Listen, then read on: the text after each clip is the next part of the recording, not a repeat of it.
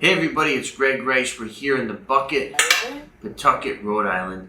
And the question today is, how many rental properties should you buy? How many should you own? What's the goal? Okay, now it's a rhetorical question, you probably guessed, because there is no right answer. There is no definitive way to say to you, you need to buy X amount of properties. But you know what, I take that back, because you at least should buy one. So no less than one. But in seriousness here, it really depends on your goals. And I've been saying that for a year. What is your plan? What are you trying to reach? What are you trying to avoid? Okay, what are you trying to get to? Now most people, when I ask them that question, they'll say, Greg, I want financial security. And to me, that's kind of a bullshit thing, because it's vague, number one. And number two, is there really such a thing as financial security in today's world? I don't think so. So I like to say financial insulation. Insulation. What does insulation do? It protects you from the outside, in essence.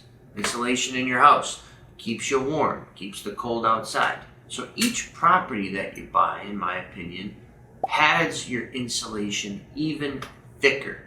So you got one property, you got a nice thin layer of insulation around you. A little bit of passive income, a little bit of equity, some depreciation, a little bit of leverage with the banks. Then you buy the second one. Okay, now you got double the rent roll, double the equity, double the leverage, if you're buying it right, of course. And fast forward to 5, to 10, 50, 20, and so on. Now imagine each house as a ring of insulation around you. That is what financial insulation is. And the more that you have, assuming you're buying them correctly and managing them correctly, is your ticket to your financial security. So how many do you need though? Again, what is your family status? What is your personal status? What is your age? Okay, where are you in your life?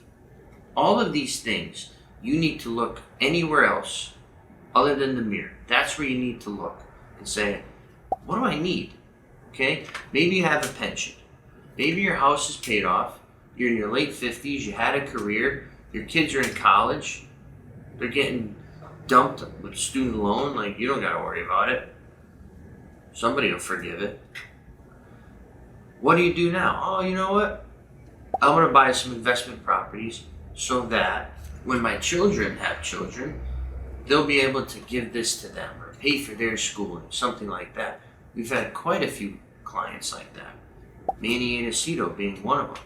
He said, Greg, I want to leave a legacy. Honorable guy. Probably the best client I've ever had. Then we have other guys that are my age, late 20s, early 30s, that are more interested in, like, I want that passive income. I want to make bank, bro. Yeah, I want to drive a Rolls. You can do that too. So again, what is the goal? And to me, your goal should be simple. Eliminate your debt, number one. So whatever you're getting from these properties, whether it's from the rent roll, from any cash out that you take, you should be paying off your debt. That's the first thing that you want to do. You don't want to keep padding your debt and say, oh, I got enough to pay it off. You want to eliminate the debt. So that should be your first goal. Your second goal should be passive income. Okay, if the debt's paid off, you have nothing to pay off anymore, now that money's coming into your pocket, it can improve your quality of life, your living situation. Maybe get out of that apartment that you're renting, or that duplex that you live in. Get your own single family home. Maybe have a child or 2 or 3, or whatever you want to do. So that's the second step. Third step you have to think about is, what am I getting? Okay, what am I getting that I can't get anywhere else? So it's kind of popular, I guess you could say. People want to invest in cryptocurrency. They want to invest in the stock market. They want to invest in startups, for example. So now if you have this extra money and you have $50,000, you could say, what else can I do with this right now? And if you have a better opportunity, maybe you put it there.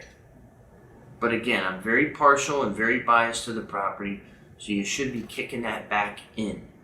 Maybe invest counters, flooring, upgrade the units, put a new roof on it, or you buy your second one, buy your third one.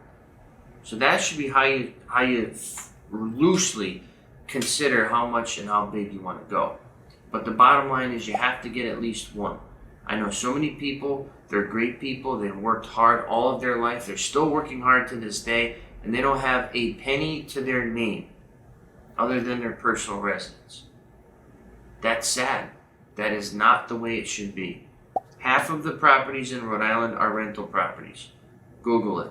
I think it's actually 51% are rentals, 49% owner occupied. More than half. So each one of those that you drive by, every other one is something that you could ultimately purchase. Because most properties, they come for sale within 10 years. Most properties. The average homeowner in Rhode Island is staying 48 months before they move. There's so much movement, there's so much activity, it's so dense here in Rhode Island, Connecticut, Massachusetts. There's no reason for you not to buy and try it at least once.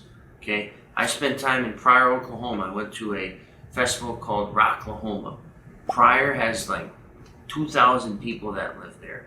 There's X amount of properties, X amount of people, X amount of opportunity. It's linear. There's no upward mobility. Frankly, it's downward mobility, because the only thing you can do there is make a mistake, and then you're screwed. So you have to look at how fortunate we are to be in such a turn and burn atmosphere. And yes, there's pros, cons to that alike, but overall, it's a melting pot of opportunity. So take that, consider how many you want to buy, what lifestyle you want to have, how much money you have available, things of that nature, and put it together and do something. And if you have any questions, let us know. Once again, Greg Rice here in the bucket, your property managed.